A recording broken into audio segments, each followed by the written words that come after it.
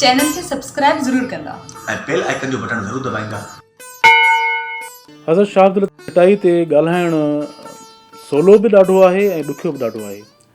सवलो इन करे आहे जो शाह लतीफ़ असां मंझां आहे ऐं असांजी हुन ॻाल्हि कई आहे, सिंधी माण्हूअ जी ॻाल्हि कई आहे, सिंधी सोसाइटी जी ॻाल्हि कई आहे, सिंध जे उन तबिके जी ॻाल्हि कई आहे जंहिं तबिके सां मां बि ख़ुदि तालुक़ु रखां थो पियो।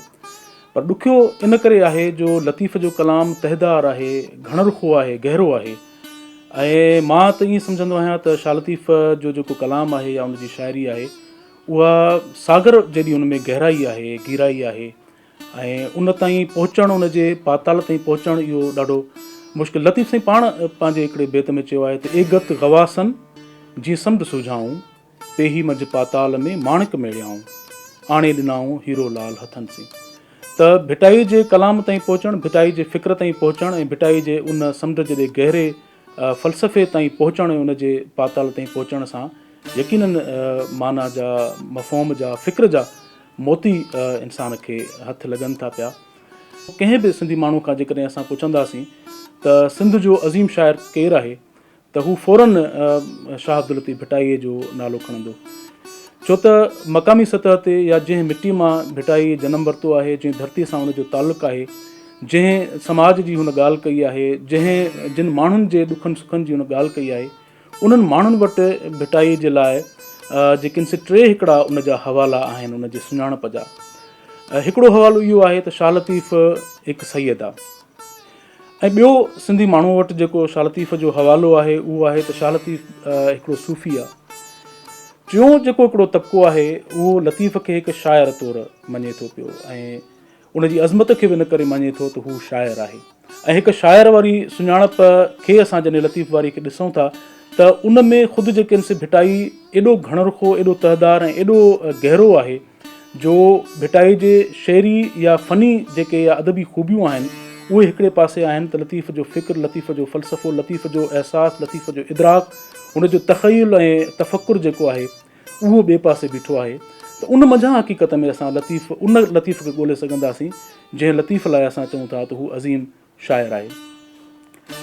असां जंहिं सोसाइटी में रहूं था, असां जंहिं समाज में रहूं था, उन समाज में बदकिस्मती सां इहो चवणो पवे थो त असां काफ़ी जॻहियुनि ते लफ़्ज़नि जो ग़लति इस्तेमालु बि कंदा आहियूं। मसलन मुंहिंजो पंहिंजो इहो ख़्यालु आहे त ख़ुदि अज़ीम जेको हिकिड़ो लफ़्ज़ आहे उनजो बि असीं काफ़ी हद ताईं सिंधी समाज में रहंदड़ जेके माण्हू आहियूं उहे ग़लति इस्तेमालु कंदा आहियूं। हर टे माण्हूअ खे असां अज़ीम सॾींदे जेको आहे सो एतिराईंदा आहियूं, फ़ख़्रु महसूसु कंदा आहियूं ऐं चवंदा आहियूं त उहो अज़ीम आहे। हक़ीक़ी माना में इन लफ़्ज़ जो सही हक़दार जेको आहे सो शाह लतीफ़ भिटाई आहे। ऐं ख़ुदि इब्राहिम जोए साहिब बि पंहिंजे हिकिड़े मज़मून में इहा ॻाल्हि चई हुई त शाह लतीफ़ अज़मत जे लफ़्ज़ जे सही मफ़हूम में जेको आहे सो सिंधी समाज जो हिकिड़ो अज़ीम इंसानु आहे। सूफ़ीअ साफ़ कयो धोई वरक वजूद जो, तिहां पोइ थियो जीअरे पसंदि पिरीअ जो। सिंधी आलमनि हिकिड़ी परख कई आहे लतीफ़ जी, उन जे ॿोली, उन जे शेरी ख़ूबियुनि, उन जे इस्तिलाहनि, मुहावरनि ऐं उन जे जेके फ़नी पहलू ऐं पासा आहिनि उन जे बुनियाद ते सिंध जे आलमनि, न रुॻो सिंध जे आलमनि पर हिंद जे आलमनि बि लतीफ़ जे कलाम जी उहा परख कई आहे। ऐं ॿी जेका परख उन जी बैनुल अक़वामी सतह ते आहे ऐं उन में काफ़ी आलिम आहिनि जिन मतिलबु सिंध खां ॿाहिरां जा आलिम बि आहिनि जिन लतीफ़ ते तहक़ीक़ कई आहे। ख़ुदि HT सोरले जेको हिकिड़ो बरतानवी आलिम हुयो उन शाह लतीफ़ ते पहिरीं PhD कई ऐं उन जी PhD शाह लतीफ़ ऑफ भिट जेका छपजी बि वई ऐं सिंधी में बाद में उनजो तर्जुमो थियो हुयो। अॻिते हली हुन जेका हिकिड़ो ॿियो किताबु लिखियो म्यूज़ा परवागन्स जे नाले सां, उन में हुन जेका कमाल जी ॻाल्हि कई आहे उहा इहा आहे त हुन दुनिया जे 6 वॾनि अज़ीम ॿोलियुनि जे 13 शाइरनि जो कलाम गॾु कयो आहे ऐं उहो कलाम जेको आहे ग़नाई कलाम आहे, उन में मौसीक़ियत आहे। उन्हनि में हुन लतीफ़ साईंअ खे तरतीब जे लिहाज़ खां सभ खां मथां रखियो आहे, सभ खां पहिरें नंबर ते रखियो आहे ऐं न रुॻो पहिरें नंबर ते रखियो आहे पर हुन पंहिंजे उन किताब जे महाग में इहा ॻाल्हि वॾे चिटनि लफ़्ज़नि में लिखी आहे त मूं जॾहिं वॾे अरसे खां पोइ हीअ तहक़ीक़ करे हिननि 13 अज़ीम शाइरनि जे कलाम खे, ग़नाई कलाम खे जॾहिं गॾु कयो आहे त मूंखे इहा ॻाल्हि चवण में का हबक नथी महसूसु थिए। इन्हनि सभिनी शाइरनि मां सभ खां वधीक मूंखे जंहिं शाइर जे शेर में उन जे कलाम में गनाहियत ऐं मौसीक़ी नज़र आई उहो शाह अब्दुल लतीफ़ भिटाई आहे। अज़ीम शाइरीअ जी हिकिड़ी वॾी जेका सुञाणप अज़ीम शाइरनि जी इहा बि हूंदी आहे त हुनजो कलाम जॾहिं बि असीं पढ़ंदा आहियूं त हुन में का न का नवाण नज़र ईंदी आहे, को नओं ख़्यालु, को नओं अहसासु, का नई चुभन महसूसु थींदी आहे। ऐं भिटाई खे असां जेतिरा दफ़ा पढ़ूं था, हिकिड़ो बेत असां जेकॾहिं 10 दफ़ा पढ़ंदासीं त 10 ई दफ़ा असांखे हुन में मानाउनि जा नवां तह जेके आहिनि से ज़ाहिर थींदा। त इहा बि भिटाई जे शेर जी, उन जे कलाम जी, उन जे फ़िक्र जी जेका असां अज़मत आहे।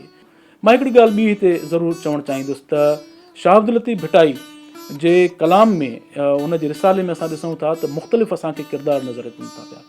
खाहोड़ी हिकिड़ो तमामु वॾो किरदारु आहे लतीफ़ जे शाइरी में। ससवी तव्हां ॾिसो, हिकिड़ी औरत आहे, निबल आहे, कमज़ोर आहे असांजी सोसाइटी में, बज़ाहिर हुनखे सम्झो वेंदो आहे त शायदि ससवी बि उन अंदाज़ सां न भोॻियो हुजे जहिड़े अंदाज़ सां लतीफ़ भोॻियो आहे। छो त लतीफ़ उन ससवी वारा पंध बि कया आहिनि। लतीफ़ जेको आहे हिकिड़ो अमली शाइर आहे।